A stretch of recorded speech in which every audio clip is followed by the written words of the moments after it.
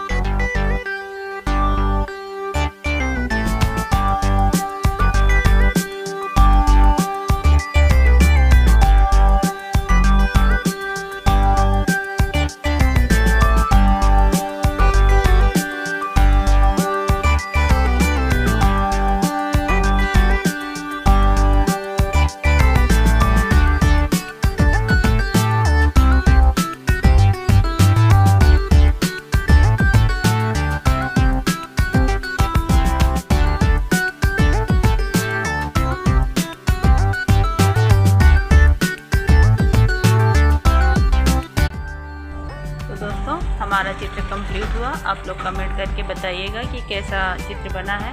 अगर चित्र पसंद आया हो तो लाइक करें, सब्सक्राइब करें और कमेंट करना ना भूलें। तो अब मिलते हैं नेक्स्ट वीडियो में। Bye bye.